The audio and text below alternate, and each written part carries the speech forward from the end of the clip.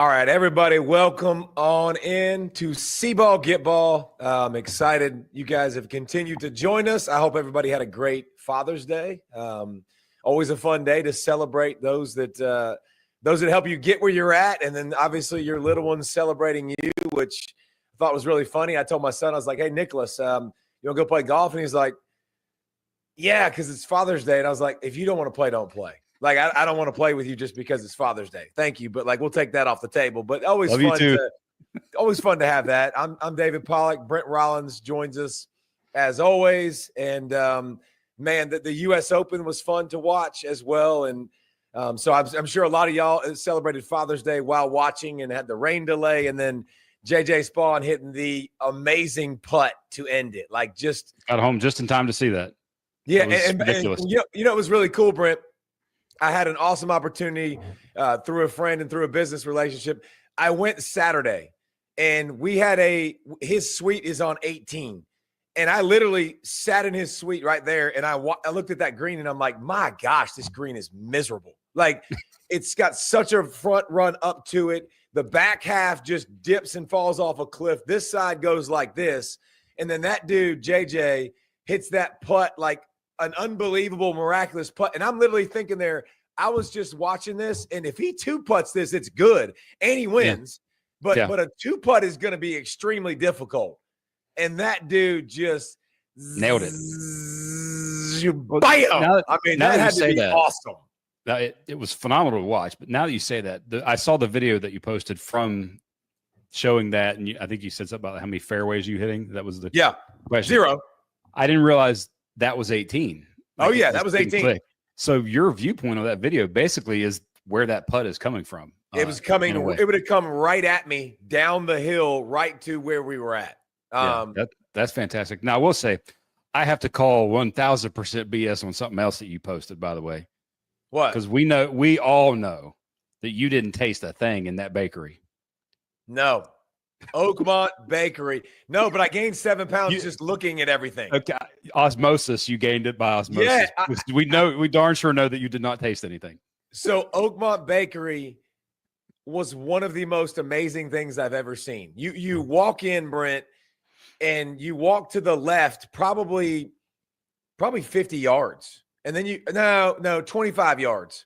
And you got 25 yards to the right. And the whole bakery counter, bro, it's everything you can imagine. Like, everything possible. Every kind of cupcake, every kind of pie, every kind of dessert.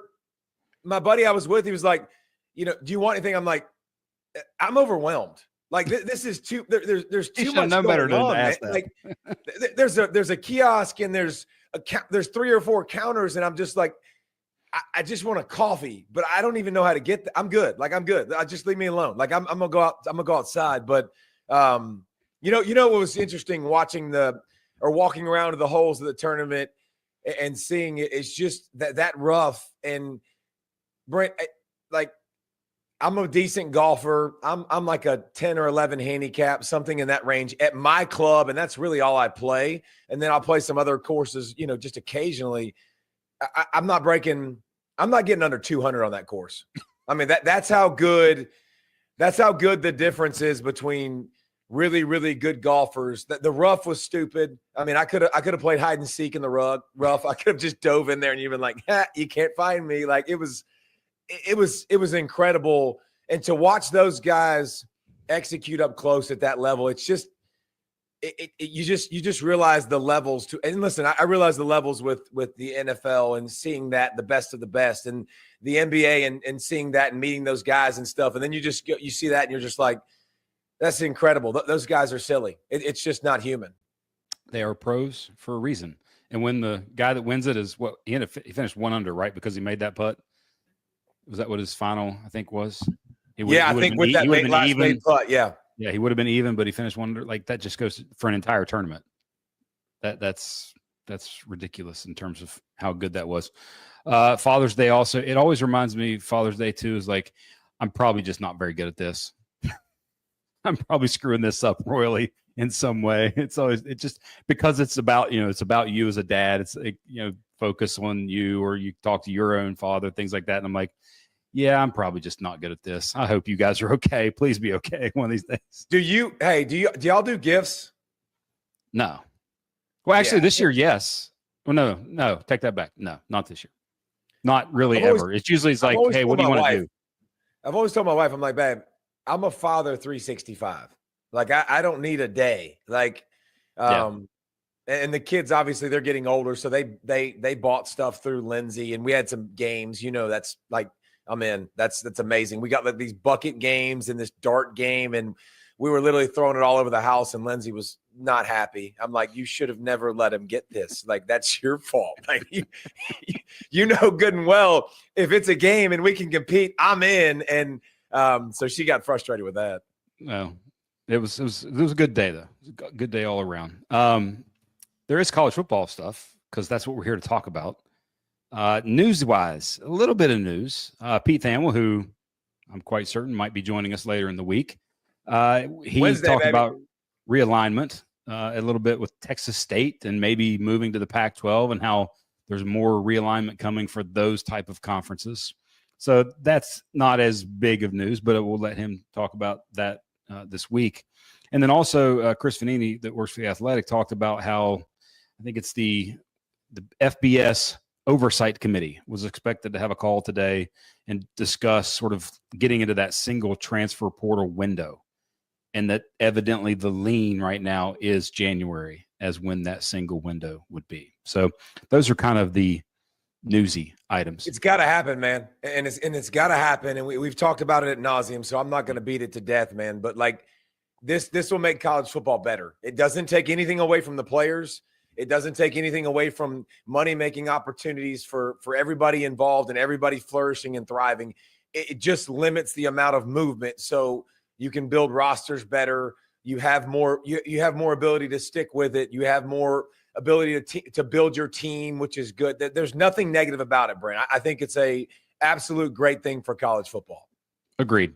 And I think I even saw a quote from the article of Texas Tech coach Joey McGuire, who also was previously on the podcast. He wants it in January. He's like, hey, I want my team so I can go through winter and go through spring. That's my team.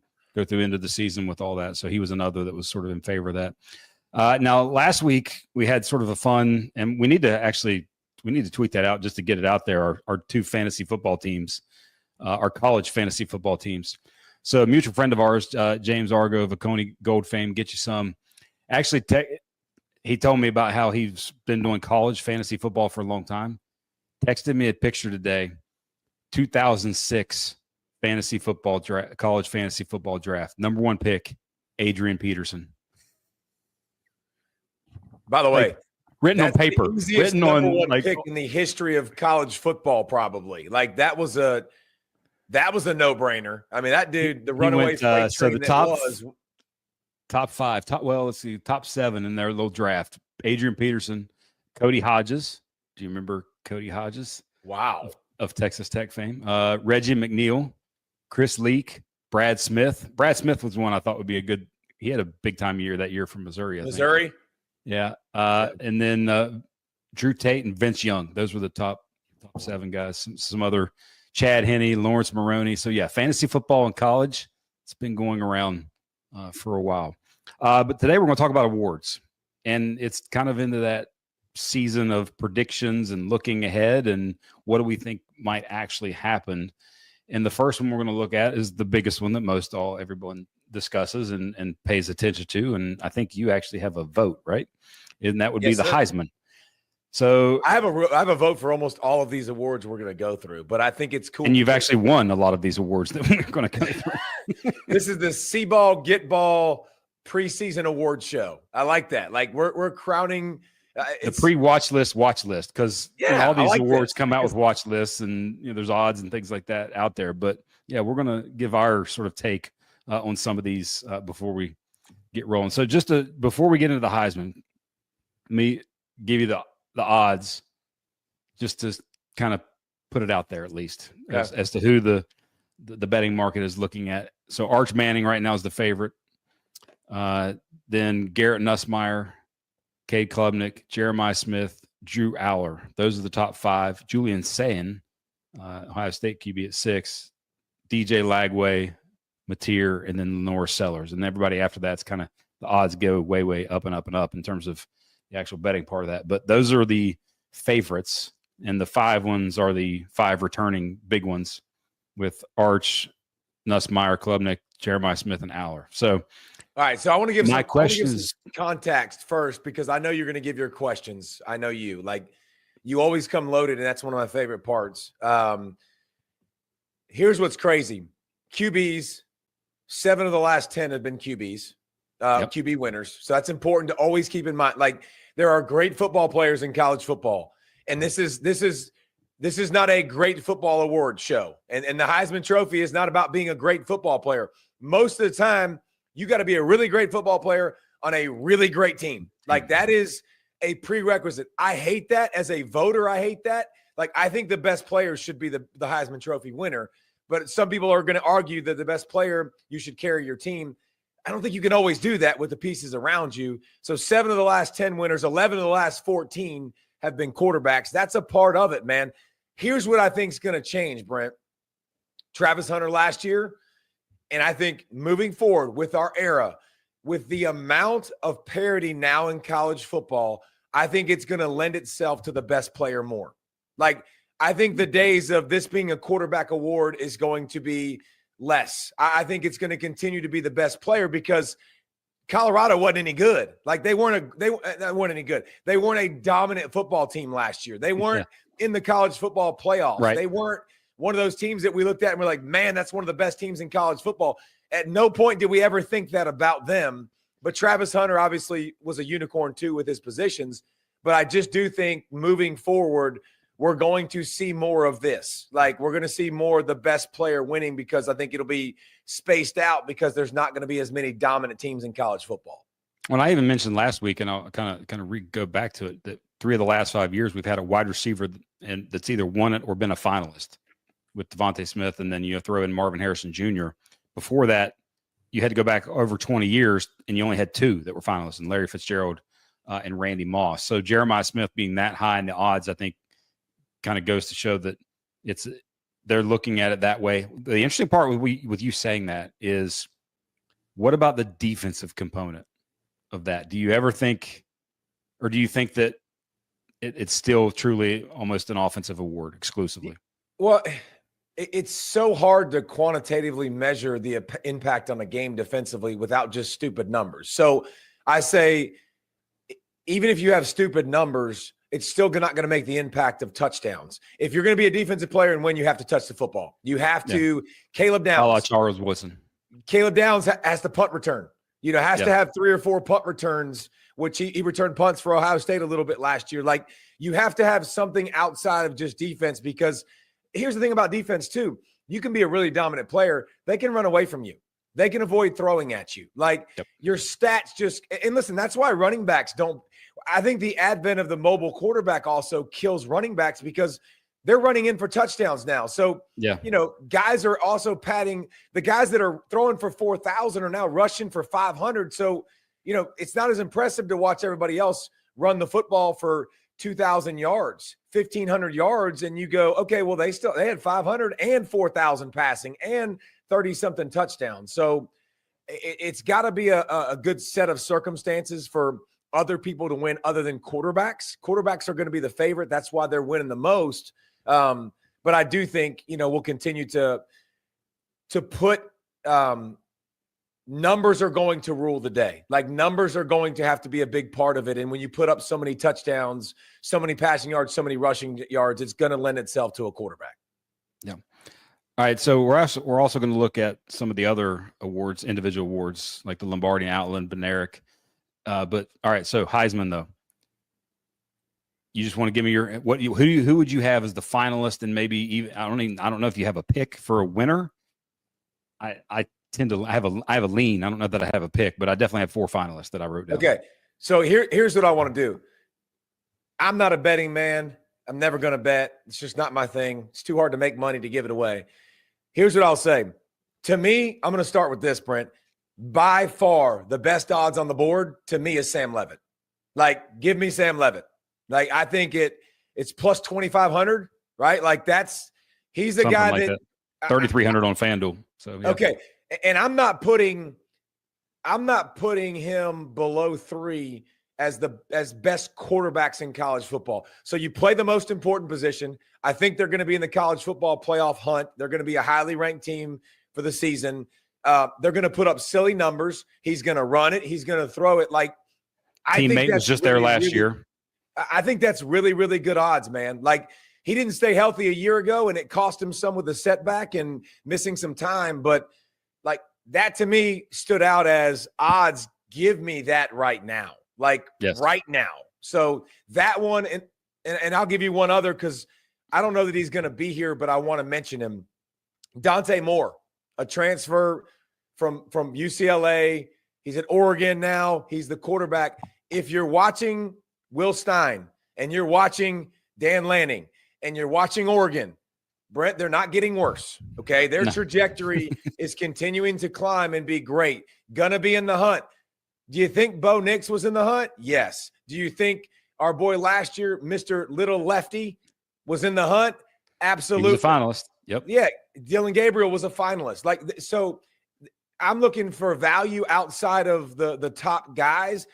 Like, Oregon quarterbacks has had success. They go to this ceremony. Like, these are guys that have been there and in the mix. So I think that's another guy. So those are two guys off the radar. I don't know if you had one off the radar, but like, I love doing those things because you immediately go to the top few guys and you don't really talk about the other guys I think that are going to be there and that deserve sometimes to get mentioned. When you talk about systems, Julian Sayin has the 6th best odds right now. Playing an Ohio State system and throwing to those receivers, you're going to put up crazy, ridiculous numbers. And you're going to put guys, Stroud, Haskins, you're going to put those guys in New York for the ceremony. My off the sort of beaten path one, I guess further down, little even lower odds than Leavitt, which, by the way, Leavitt was one of mine 4 in terms of guys that I think are going to be a finalist. So I had Sam Leavitt as one of the 4. Well, that means you should love that 2,500 odds. Like, that means you should be all over that because you got him as your finalist. Kevin Jennings, SMU. I think he's going to have more opportunities this year in a bigger game sense. And if you look at him statistically over the last sort of especially that last part of the season, if he stays healthy and gets the running part of it, I think that's somebody that's kind of, out of not of these main guys that might end up being there. Here's what I like about what you're saying. You see the freaky. You see the explosive, the fun, the highlights. Like, that's why I think it's a good call. Now, I can't get Penn State out of my mind. Like, it just hard. Lives in here, and it just runs around in my lid. In the first half of Clemson, I think they had 0 points, didn't they? Like, they were a non-factor. Struggling. Like, it was. And if Kevin Jennings will master the mundane, the boring, easy, the foot fundamentals, the just relax, the layups, sit in the pocket, take the easy stuff. And can stay healthy, though, with the running, because that's the thing with him. He's very slightly built, but I agree. He's got the wow factor. He's got a good system. RJ Maryland coming back will be huge for that offense because that dude's an explosive tight end, like really, really good tight end, and could be a big-time playmaker for SMU and company. All right, so who are your other finalists? All right, well, Manning, I agree with this. I agree with one being the first odds because of so many reasons, and let me lay them out. His name's Manning. That's really good. That's a really good place to start. Really good place to start. He's the quarterback for the Texas Longhorns. That's a really good place to be. I don't think they're below 3 in anybody's prediction to probably start the season, like 3rd in the nation. That's a really – these are all super positive things. He's going to play in big-time games. His name, all that stuff is obviously a big deal. Here's another thing. He showed me the ability to run, obviously, and showed everybody, but also the deep ball, the deep plays, the explosive plays down the field. If you can put those up and make those big plays, you're going to put up big numbers. Does anybody doubt Steve Sarkisian and his play calling? Like, if you do, you're not very bright. Like, that dude makes everyone look better and everyone better. On top of all of that, man, like, how is he not the clear-cut favorite to be the Heisman front runner. So I actually did not put him in my 4 finalists. And the reason I didn't is because of what you just said, not getting Kevin Jennings and the Penn State out of your head. If he goes and has a stinker at Ohio State and they don't play well opening game, that might just kind of be an anchor for him to not be. He'd have to go win at Georgia, go win the SEC. Like, he'd have to overcome a lot because of their schedule not having as many of the marquee games if he doesn't play well in that first game against Ohio State, because like that's as big as it gets week 1. So that was one reason I didn't keep him. All right. So you had Arjun Leavitt. Who else? Cade Klubnik. I mean, Cade Klubnik has to be, again, Clemson's team is going to be great. Like, I've been on record. We're all in over here, baby. Like, all in. Cade Klubnik, 43 touchdowns a year ago, almost 500 rushing. Guess who's back, Brent? Everybody. Like, everybody who's throwing the best wide receiving core top to bottom in college football. Like, top to bottom. Like, I think they got 4 guys that are going to play in the NFL. Like, at least 4 guys that are going to play in the NFL. Here's another thing that I want to throw out there, Brent, and I want people to realize. Cade Klubnik against an elite Texas defense threw for 336. He threw for 3 touchdowns. He's the only one that made that Texas defense look very average. Like, he made big play after big play. Again, no running game. I mean, I just think another year maturity. He put up the big numbers. He was very successful. And now, next on the list, I don't think he goes backwards. I think he showed you the explosive playmaking down the field. I don't see how he's not there. I really don't. I don't see how Clemson's not in the national championship picture this year. That's why I'm all in, baby. Yep. So Jeremiah Smith was my other. Klubnik was one, was the other, and then Jeremiah Smith. I just think he's just scratching the surface. He's going to dominate. And it's going to, even if the quarterback puts up ridiculous numbers, I think it's going to be looked at more so of a function of him and what he does as a force multiplier for their offense. So, and Brent, we're nerds. We watch tape. We love this stuff.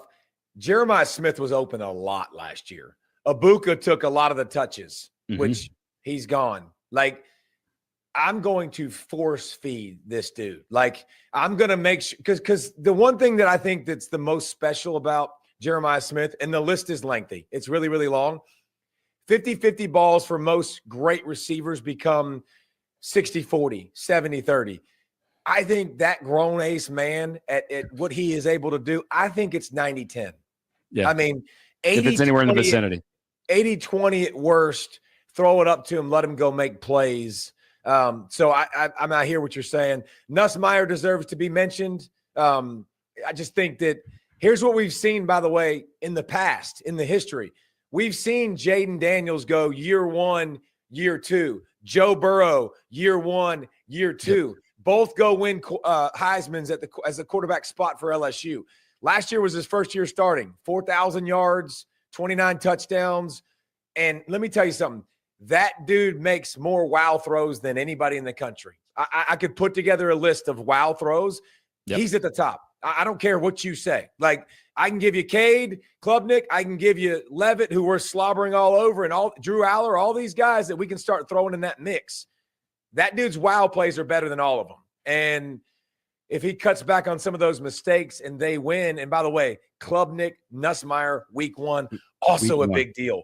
Arch, Jeremiah Smith, Julian Sain, who could get in that mix. Like, we got some showdowns early in the season that we just going to be like, oh, I'm just get your popcorn ready. The greatest sport on the planet. Week 1 will be there. All right. So in terms of lean, but 2 other things, 2 other long shots out of nowhere that I think like that. I like that. Especially if you're the odds person, because of the statistical component. Damon Williams Jr. at Washington.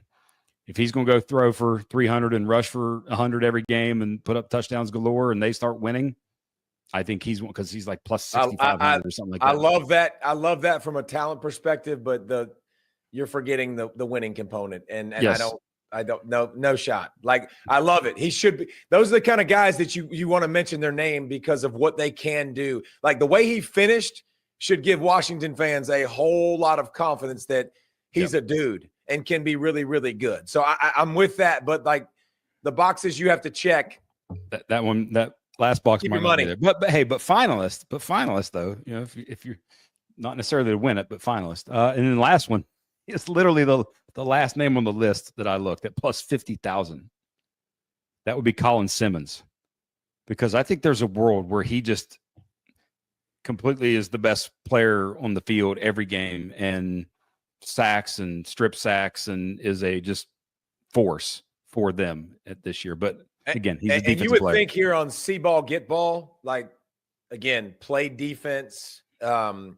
That's why the name is the name. See it, go get it. That's what we do. Like, I would love to rally behind that, and I would love to support you. And I love that you just did that.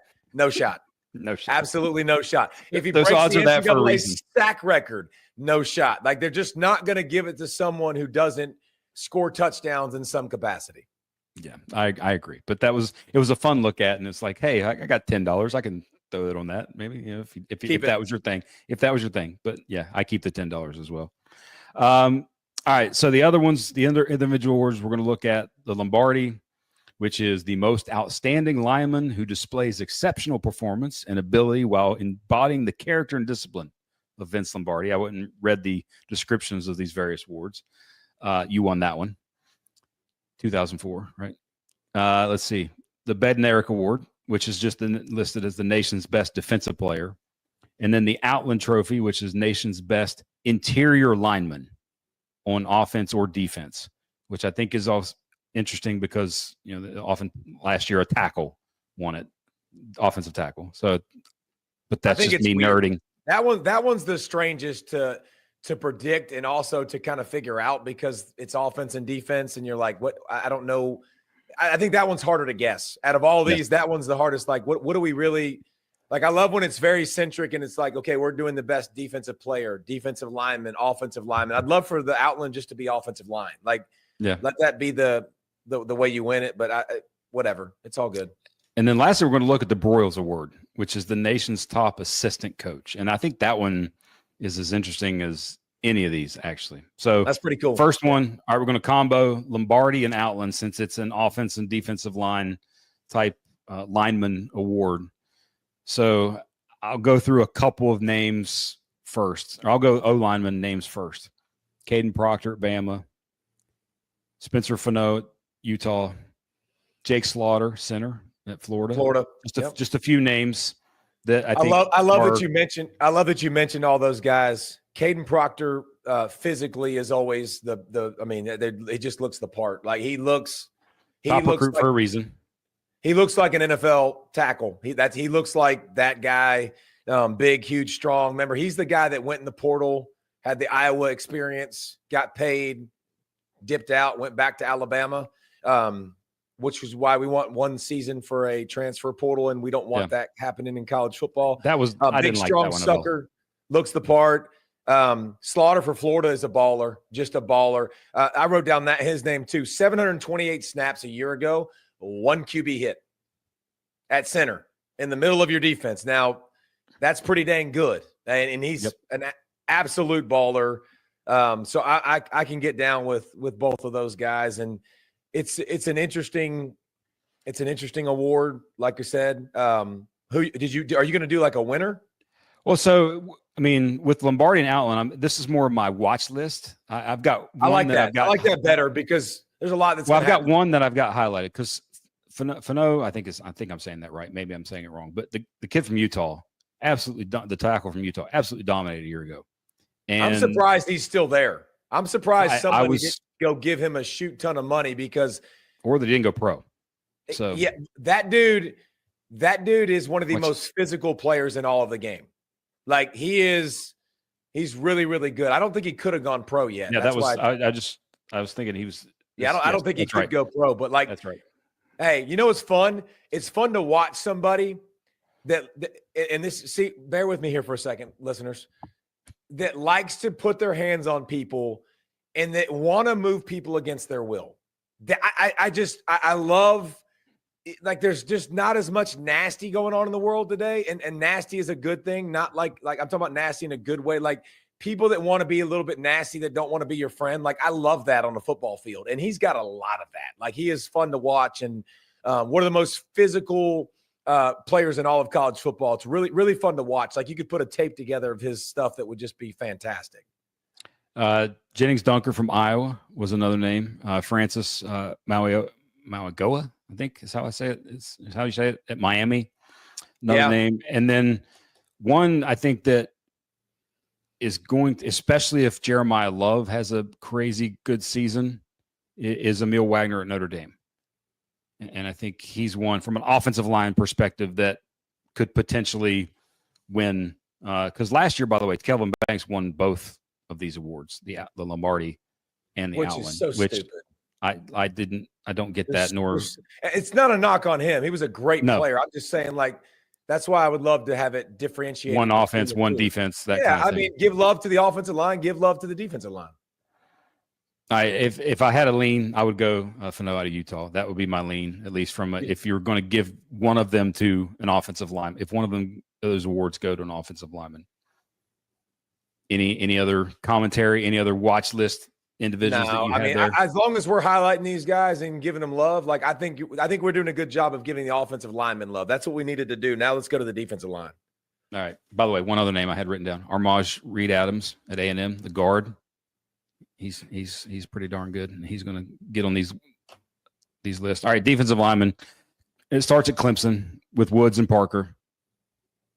Those are two that it just instantaneously, because of one who they play for, and Parker because of his statistics and how he dominated last year. I think he's one that. Well, here's the thing. Here's the thing about this. When you're Peter Woods and you have TJ Parker, you're better.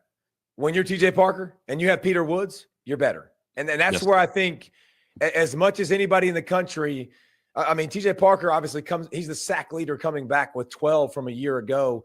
Like, I can speak to this, and I have many a times. My sophomore year was my most productive year because I had a first-round pick at defensive tackle, and it made my life easy. When he won and the ball spilled out to me, I got a sack. I might not have even won, and vice versa. Sometimes I made that guy step up, and when I made him step up in the pocket, he got a sack. So Parker and Peter Woods. It's funny. Peter Parker, Peter Woods, TJ Parker, a lot of Peters, and that just messes me up. But I think Parker and Woods are going to very much benefit from each other's success, and they're going to be absolute heck on wheels, and it has a chance to be the most disruptive defensive line in all of college football. Yeah, he's one in terms of front runner that I started for that one, just because of that fact that you have that teammate right there with you.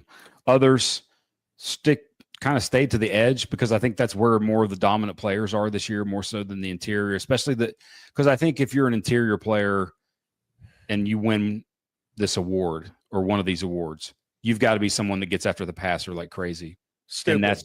And that's not as much. Like, Woods is really kind of only one that's that. All the other true defensive interior guys are more. I actually think great Caleb run defenders could be that guy at Florida. I'll give you two other guys on the interior. I'll give you one. No, two, because I think Aaron Graves from Iowa has that potential to be that guy. Like, you can tell he's a wrestler. Like, but he's had 12 sacks the last 2 years and got some quickness. He's not as dominant in the run game because he's not 315 like daggum Peter Woods is. But you can see that. And then Caleb Banks from Florida, dude. You talk about upside, Brent, and like 6'5", long, like twitchy, gets to the quarterback, can be disruptive as a mug. Like, he's a guy that I think will win at a high rate inside. But you're right. Yeah. Again, people go like this. I'm voting for this award. Hold on. How many sacks did you have? Sacks. Oh, you had pressures. You had 12 pressures. And people don't understand. When you're in the interior, you got to go through a center and a guard. Like, you got to beat both of them. Exterior, you got to beat a tackle most of the time. So it's a lot harder to make a big difference on the inside and really win and get those numbers, but you can tremendously affect the game. But those edge guys, Brent, that are going to be in the mix, to me, Dylan Stewart. Like, Dylan Stewart from South Carolina. Yep. Like, as a freshman a year ago, he had so many moments that you went, oh, okay. Like that's different. And to me, the feel for the pass rushing game was really special for a freshman to be able to rush up the field and win outside, but also win inside, but not too much. Because if I get inside too much and I give up the edge, like my coaches get pissed at me. I'll never forget, by the way, got in the NFL and I rushing the passer, come inside, they step outside, make a play. He's like, bro, what are you doing? You don't lose contain. And I'm like, well, I almost got a sack. Like he overset me, so I went inside. At Georgia, like, yeah, you just go do that and you go make a play. He was like, nah, bro, we don't do that. Like, so here's what you learn. If you do it and make the sack, you're good. But if you miss, you might get chastised and you might get yelled at. So just don't miss. But I just thought he had a really, really good feel for that as a freshman and one of the most dominant defensive linemen in all of the country. Yep. Mikhail Kamara from Indiana. Yeah. On the edge. David Bailey transfer. He was so good. Like that dude was big.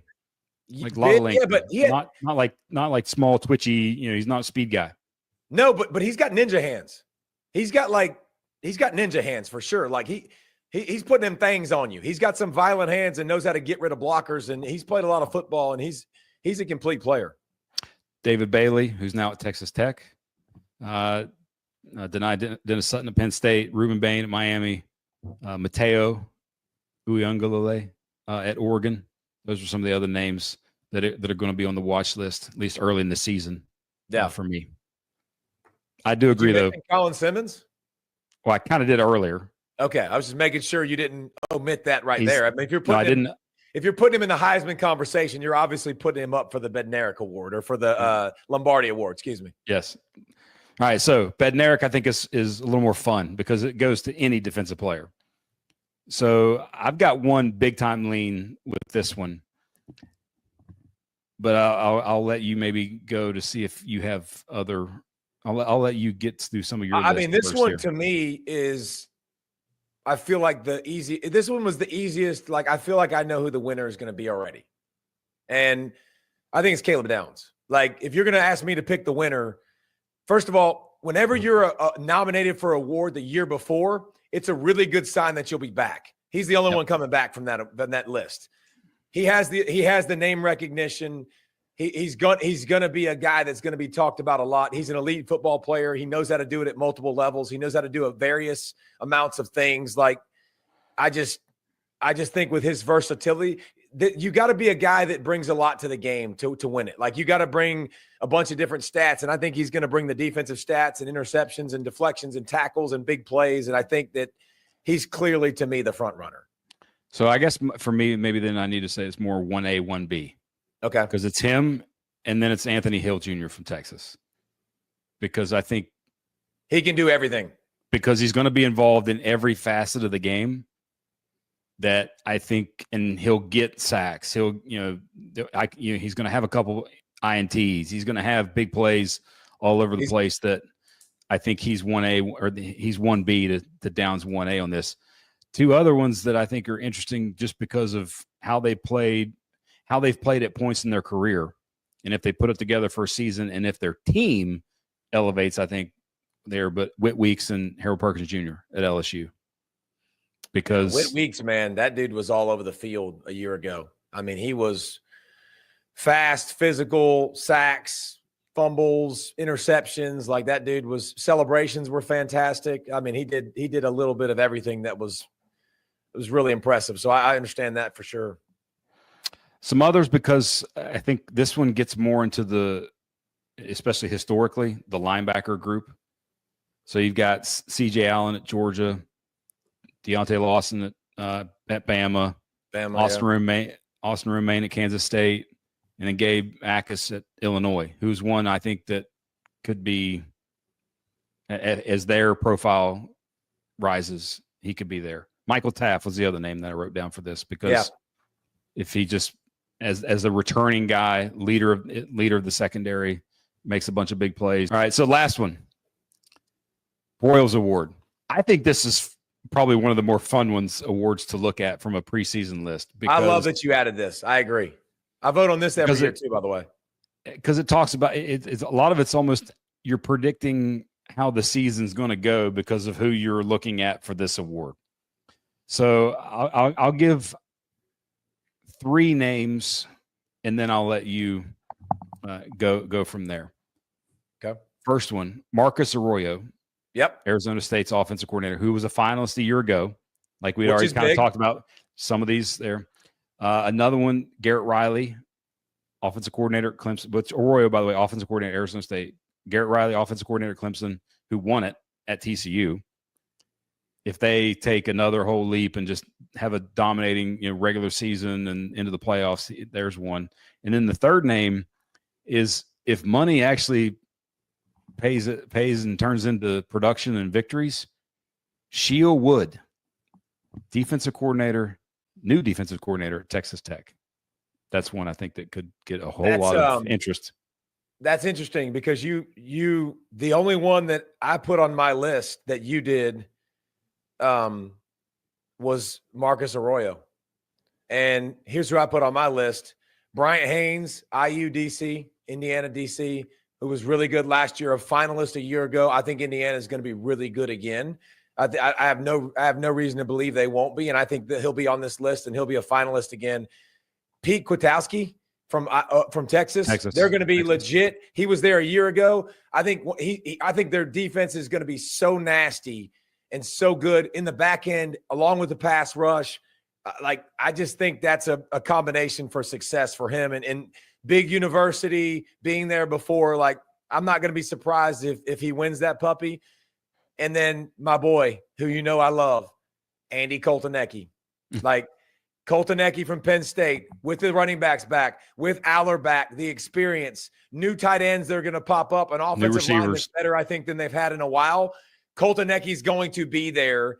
He's going to win it. If you're asking me, the first 2 guys I'm got on the list, I got Kwiatkowski for the defensive side of the ball. I got Koltanecki for the offensive side of the ball. But history's kind of showing us recently that the DCs get more love at this than the offensive coordinators.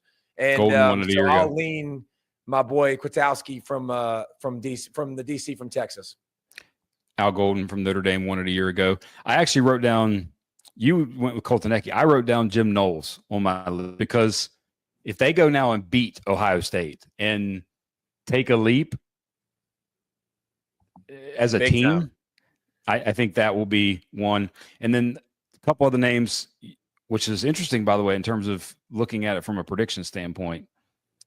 You brought up the Indiana defense coordinator. I wrote down the Indiana offensive coordinator, Mike Shanahan, because if Mendoza and he takes a big leap and they stay sort of in the playoff conversation, which we think they're going to, right?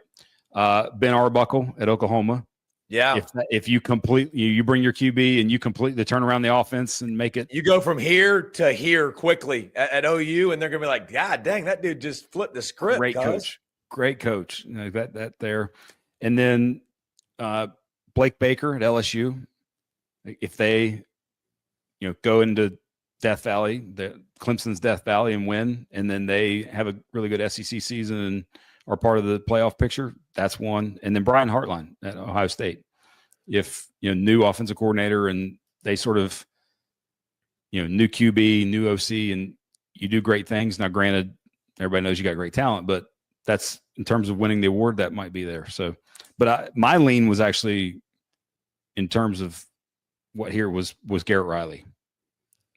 Just because I get it, but he won it. Klubnik there, all that. He won in 2022, and I just that's pretty close to winning it again. Yes, it was at a different school. But you got anything else, big homie? No, I think that's it. I think what you looked at in terms of all these various awards, as we talk through these, what did you not hear a lot of, by the way? Are you going to say Georgia? I was just going to say SEC in general. Yeah. Outside of Texas outside of some Texas conversation with defensive players. I mean, a little bit of Arch, but you didn't really hear a lot of, sort of the traditional powers that be in the SEC as a part of these individual awards. And even when we looked at it from the coaching perspective, a little bit here, there, but it's not like we've talked about it before. The talent is spread out. Yeah, in the country more so than any other time. Well, and you're going to talk about some of these SEC guys, but they're going to be transfers and they're on other rosters. Caleb Downs, Defensive Player of the Year. That was one thing that was strange with looking at the Heisman. Like the last 3 winners were transfer quarterbacks. The last 3 quarterbacks to win it were transfers. Guess what Travis Hunter was? A transfer. Transfer. Like,